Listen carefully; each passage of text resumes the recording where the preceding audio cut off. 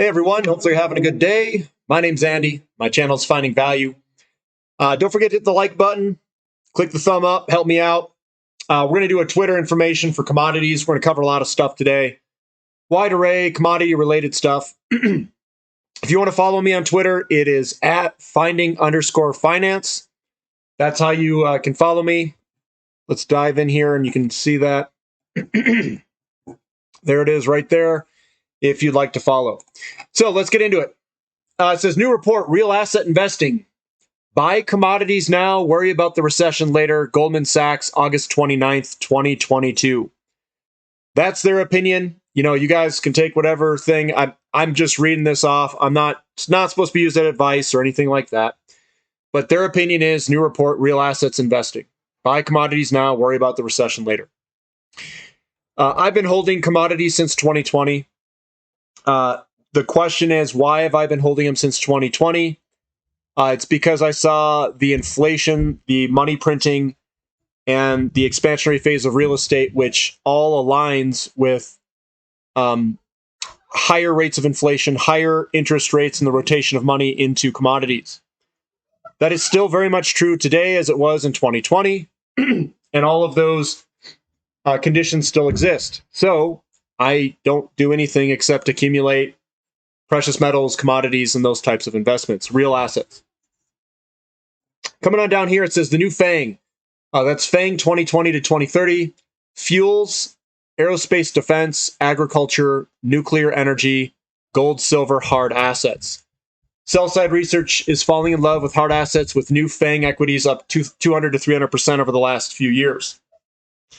And what's happening and the why, the question everyone should be asking is, why is this going to work? Why is this better than what was working? What is happening? And what happens is the interest rates are changing because of inflation. Inflation moving higher puts bonds into a real negative rate, and that real negative rate pushes interest rates higher because bondholders are going to sell their bonds. And what's happening is the interest rates moving higher, which is an indication of bonds basically selling off. That money has to rotate somewhere, and it also has an impact on stocks. And under an energy crisis, what happens is there's fewer and fewer investments that are going to work under these market conditions. And you're going to see an epic, I'm going to call it an epic rotation of money out of stocks, bonds, and those that are requiring low interest rates into investments that are going to work. And I think they're going to be energy-related, food-related, precious metals-related investments over this next period of time, the next 10 years or so, 8 to 10 years. So that's what's causing it. And people need to figure this out. If you're an investor, you need to realize and watch what yields are doing. And the driver of this, in my opinion, is the energy crisis. You need to watch what energy prices are doing in inventories of oil, natural gas, and uranium. But I think that's what's coming. This is a cool chart, guys. I really like this chart. It says, got uranium. And this is exactly what I look for in this type of analysis. You want to look for where all your resistance and support levels are at. This is previous support through here. We had this as a resistance level. We had it a little bit through here. And then we hit our head on it before, and we came back to the support line. We are going to try to break through this resistance line going across here. Then we're going to come into this congestion area in 2007, where the red circle is. We're going to have to work our way through that congestion area and then work our way past it up above that area and get through the old all-time high. That's the roadmap. That is roughly what this thing's going to do, I think, is we're going to get into this zone. We could chop around a little bit before moving even higher. But that's the roadmap. That's what's to expect coming forward, I think. And he's got, CCJ coming into the 2007 supply. Scrolling down here, this is another cool chart. I really like what he did here. Basically, we've got a nice little trend line going through here, a channel, and we're starting to break through that channel on some really good volume. What this means is higher, higher, higher. And if you guys like uranium, don't forget to click the thumb up button. So there's Camco. So this is a cool chart too. This is value versus growth and epic rotation. Again, why is this rotating? How did I buy the bottom of 2020? What did I do that other people weren't doing? I'm not focusing necessarily on the price movements. I'm focusing on ratios and market conditions. And if you know that in an expansionary phase of real estate and all of the stimulus money that they created, that was going to be inflationary and that interest rates were going to increase.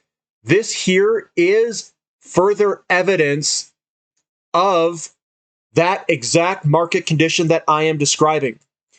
And growth is going to underperform value in this type of market condition. And you get a pattern, one top, two top, a lower highs coming through here, and then a crash lower, meaning that value is going to outperform growth over this period. Value stocks are those commodity stocks that I always talk about. If you guys need help figuring out which stocks to invest in, description link below, the Platinum membership can get you that information. So value over growth. We've got nuclear power plants might be built more quickly to help alleviate the UK spiraling energy issue. There's going to be a mad dash to nuclear power and to extend power plants and to bring them back online, I think.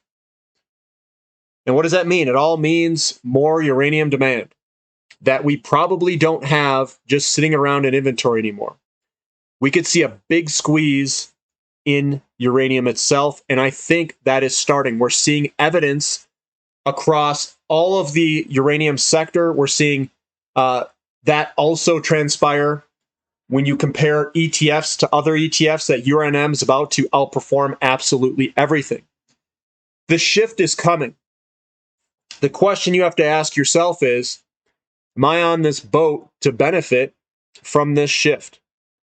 That's up to you on how you want to play it. Looks like big oil draw reported by API. Add in a few million barrels from the SPR and API weekly and oil and products inventory report. Crude barely up, gasoline way down, distillate way down, and Cushing way down. We're drawing down inventories, guys. And the price of oil and the price of all these things are too low. They are trying to manipulate and keep these things low, and I don't know how they're going to keep it lower. I know we had a big down day today. I'm taping this August 30th, but inventories continue to deplete. It says Russian oil exports to Asia have fallen by more than 500,000 barrels a day to a 5-month low. Is Russian oil production rolling over? It is. It says the Dubai physical oil spread is down from record highs, but is still high at $6.45 a barrel. We've got nice volumes in the U.S. OTC tickers of ASX stocks, CCJ, pound uranium. So these are the volume versus the average volume. So we are rising on above average volumes in relationship, or the volumes are higher than the average volume, which is good. Bloomberg's take on uranium. It says, uranium stocks are on a roll, far outperforming the broader market in a scorching summer for the industry. And those gains look set to continue as the global energy crisis draws attention to uranium's role in producing clean energy. This crisis and the attention is now turning towards uranium. Here's UX1. This is the uranium futures pricing. This huge move is on the way. Smoke signals over the mountain. And this is the gigantic setup. This setup here is the lead-in pattern that I look for. It's a sideways motion, a kind of pull higher, it comes on back, and then we get a move higher. Now, I'm not going to tell you the exact path. I don't know the exact path that this is going to scribe out, but it's going to move on up and continue to move higher because this pattern here is a lead-in pattern for a bigger move. I draft on a 1-hour chart for SPX to uranium. This is the S&P 500 underperforming uranium to the downside. More evidence that uranium is about to outperform. It says, expect U.S. equities to lose over 66% of its value when priced in uranium. Are you guys starting to see the pattern here? So here's U.S. equities measured in uranium. We've got a nice bowl-shaped pattern here. Boom. And more than likely, we're going to see the outperformance of uranium in relationship to U.S. equities.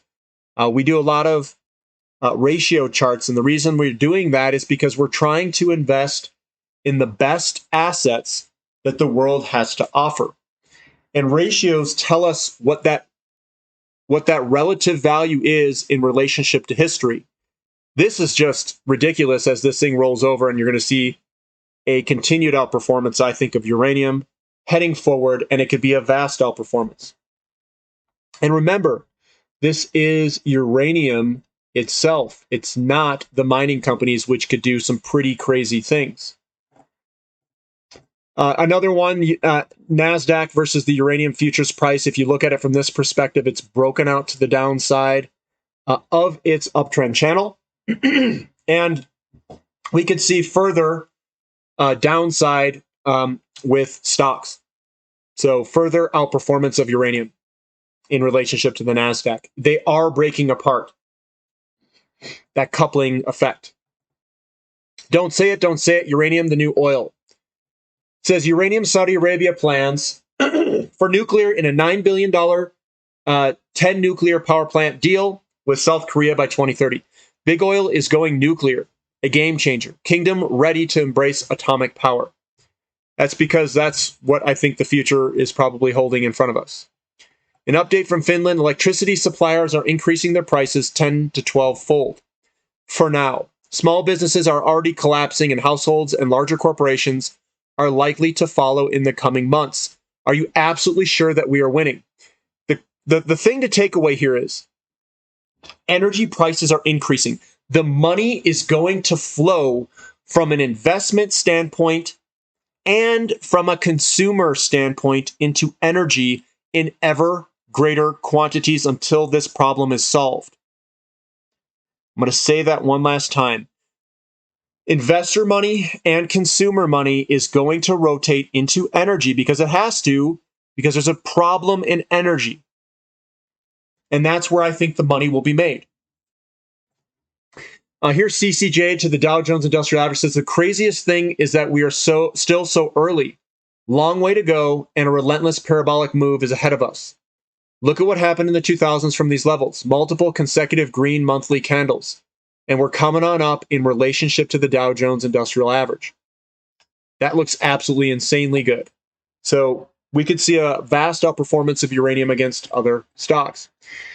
In July, electricity CPI showed a 15% increase year over year. By the end of December, reading, I expect that to be over 30%. It's not Europe levels of increase, but it's still quite noticeable for the world's largest consumer economy. Getting expensive for the essentials, 2.6% weighting in the CPI. So electricity is getting more expensive here in the United States. And again, more money is going to be rotating from consumers and investors into energy investments. Another great chart at Kevin at Northstar. Can't wait for tonight's Parallel Systems broadcast. U.S. equities to take a 10-plus year to recover this, and we are breaking to the downside in relationship to the producer price index of all commodities. This breakdown, the retest, and then the move lower here is a substantial paradigm shift in the markets. What this is basically is telling us is that the producer price index of all commodities is most likely going to outperform the NASDAQ from a long-term perspective. And I know people always look at the short term, they see the little movements. I don't focus on that. I focus on charts like this that are big picture view, that are showing us a paradigm change is coming and that the investment potential of commodities is off the charts. Ratios tell us this, and the movement of this ratio is telling us this. It is very cheap up here. In 2020, you could basically buy this top if you cost average in this entire time frame. That is the time frame I look. I look at cost averaging in for a couple of years, and now we're getting that big breakdown. We've got a weakness in the NASDAQ, and we're getting strength in commodities. And I think that's going to continue for some time. I had to show this, guys. This is rumors say Scott has been seen on Uranus. This is Win Moon. This is Scott. He always comes on the channel. They call him Win Moon, like, when are we going to moon? So he's Win Moon, and we got Uranus, and he's been spotted on Uranus. Just a thought, it couldn't get any worse in Europe this winter. Remember what I always talk about, yields. Yields going up causes a rotation of money to move differently. This is happening from an investment standpoint, and it's happening from a consumer standpoint. Businesses are getting hurt in France, in Europe, wherever they are. Even here in America, they're going to get hurt because more money is going to rotate of consumers into energy and commodities and food and away from other businesses. That is the rotation of money from both perspectives, from an investor perspective and from a consumer perspective. Here's another breakout on the German 10-year yield. It's starting to break higher here on the 10-year yield. These are long-term downtrends from 1980 that we are breaking to the upside. This has profound effects on the rotation of money and where money is going to prefer to invest. We don't have a lot of investments that are going to work under these market conditions. And the money that's rotating out of the overall markets and bonds is a massive amount of money. This is game-changing types of rotation of money into commodities and where we're sitting in energy and precious metals. The money is going to rotate, and it doesn't have a lot of options that are going to work.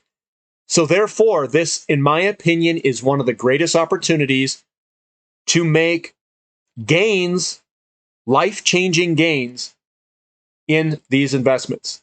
And again, if you need help, the description link below, the Platinum membership can get you the most, I'll call it the best risk-reward companies and also some of the most leveraged plays for this investment environment. I'm looking at the fractals of the charts. I'm looking at the fundamentals. I'm looking at the valuations of dollars per pound of all of these companies, and I'm finding what I think are some of the best investments the world has to offer in these sectors and areas. That is where I'm looking, and that's where the value is.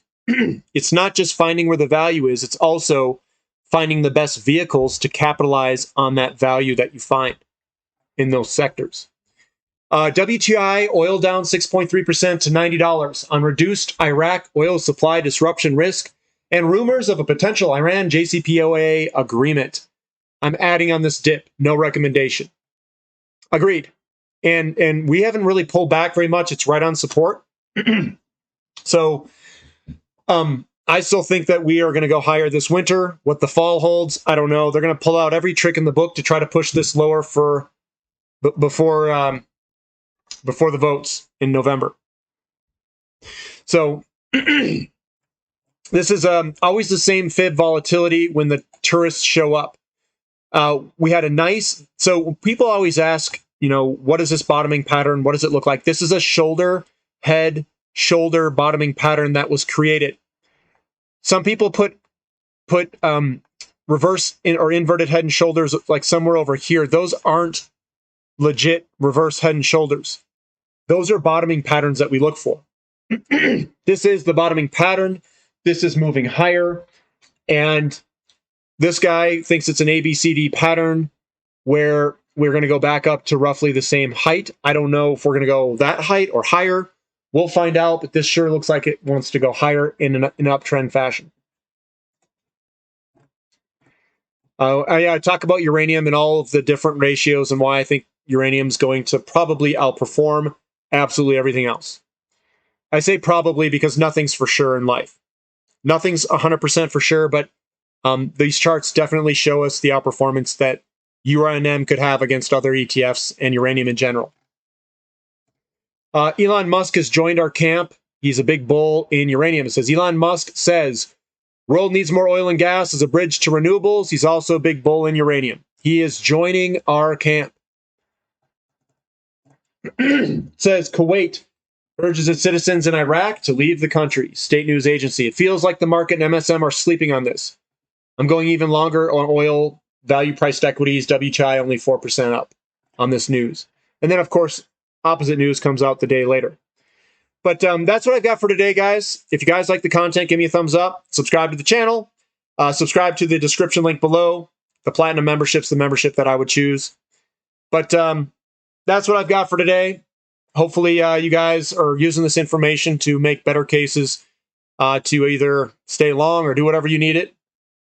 But I look at this information. Everything looks very bullish for an energy crisis to continue. And then the problems still are not being solved, at least not yet.